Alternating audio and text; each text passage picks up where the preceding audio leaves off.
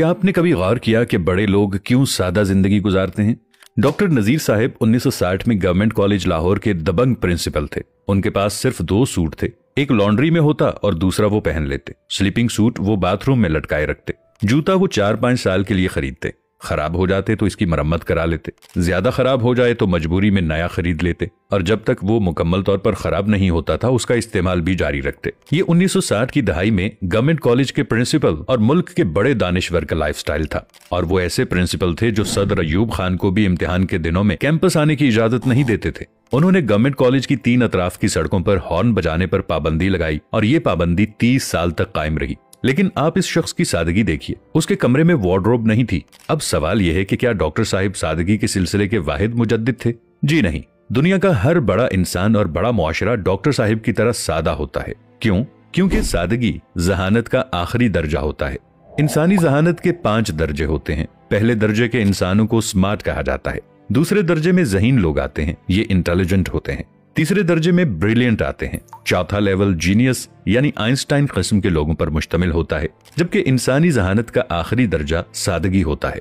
यानी सादगी जहानत की पीक होती है। शायद यही वजह है कि दुनिया के तमाम नबी, औलियाए कराम, साइंसदान और बैनुल-अक़वामी लीडर सादा थे। ये छोटे कमरों में इंतहाई जरूरत की चीजों के साथ जिंदगी गुजारते रहे। बड़े मुआशरे भी सादा होते हैं। मैं इस सिलसिले में जापान, चीन और जर्मनी की मिसाल दूंगा। ये तीनों दुनिया की बड़ी मईशतें हैं, लेकिन इनके लोग इंतहाई सादा और आजिज हैं। आप उनसे रास्ता भी पूछेंगे तो ये हाथ जोड़कर आपके सामने खड़े हो जाएंगे। छोटे घरों में रहते हैं और कम से कम वसाइल में जिंदगी गुजारते हैं। हमारे शहरों में आज भी लंडे के कपड़े बिकते हैं। ये कपड़े अमीर मुल्कों के अवाम के गिफ्ट होते हैं। यूरोपियन लोग हर साल अपने फालतू कपड़े एनजीओज के हवाले करते हैं और एनजीओज इन्हें तीसरी दुनिया के मुल्कों में भिजवा देती हैं।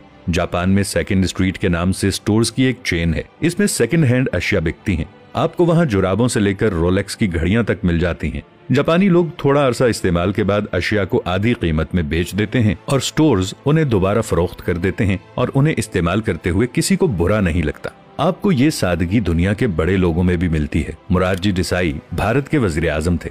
उनके बारे में मशहूर था कि उनके पास 2 पजामे और 3 कुर्ते थे। ये बरसों ये कपड़े पहनते रहे। जब वो फट गए तो उनकी बेगम ने कुर्ते काटकर रुमाल बना दिए और देसाई साहिब बाकी जिंदगी वो रुमाल इस्तेमाल करते रहे। एप्पल कंपनी के बानी और मालिक स्टीव जॉब्स ने पूरी जिंदगी जीन्स की सस्ती पैंट और $10 की स्याह शर्ट पहनी। उनके कमरे में फर्नीचर भी नहीं था। वो फर्श पर सोते थे और इंतहाई थोड़ी और सस्ती खुराक खाते थे। मरने के बाद उनकी वार्डरोब से 3 जूते, 2 पैंट्स और 5 घिसी हुई स्लीवलेस शर्ट्स मिली।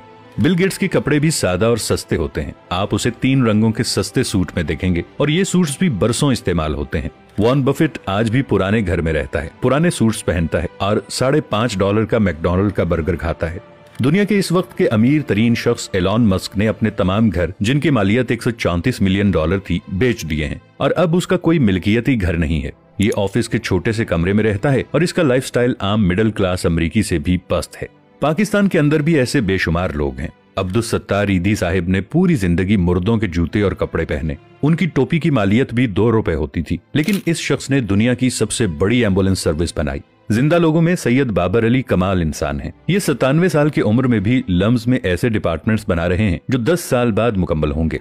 लेकिन आप उनके कपड़े और जूते देख लें, आप हैरान रह जाएंगे। ये गाड़ी भी सस्ती इस्तेमाल करते हैं। सेठ आबिद भी सादगी की मिसाल थे। मैंने उन्हें हमेशा एक ही किस्म के शलवार कमीज में देखा। उनसे एक बार इसकी वजह पूछी गई तो उनका कहना था, जब 2-3 शलवार कमीजों में गुजारा हो सकता है तो फिर मुझे अपनी अलमारी भरने की क्या जरूरत है। मैं रीड फाउंडेशन के बानी महमूद साहिब से बहुत मुतासिर हूँ। उन्होंने मुल्क में 400 स्कूल्स और कॉलेजेस बनाए हैं। इस वक्त भी उनके स्कूलों में 1.5 लाख तालिब इल्म पढ़ रहे हैं। मगर आप उनकी सादगी देखिए। उन्होंने 30 साल बाद भी वही स्वेटर पहना हुआ था जो उन्होंने पहले स्कूल के इफ्तिताह पर पहना था। उनसे जब वजह पूछी गई तो उनका जवाब था, स्वेटर का काम सर्दी रोकना होता है और अगर मेरा स्वेटर ये काम कर रहा है तो फिर मुझे नया खरीदने की क्या जरूरत है। इससे रकम भी जाया होगी, इसे महफूज रखने की कोफ्त भी उठाना पड़ेगी और किसी ऐसे शख्स की हक तलफी भी होगी जिसके पास स्वेटर नहीं है। मैंने एक हिसाब लगाया, मैं सर्दियों में कितनी जैकेट्स और स्वेटर्स इस्तेमाल करता हूँ। पता चला सर्दियों के सिर्फ 3 माह होते हैं और इनमें भी शदीद सर्दी सिर्फ 20 दिन पड़ती है। मैं इनमें सिर्फ 2 जैकेट्स पहनता हूँ, एक हल्की सर्दी के दौरान और दूसरी शदीद सर्दी में। इसके बाद अगला सवाल था, फिर मेरे पास इतने स्वेटर और जैकेट्स क्यों हैं?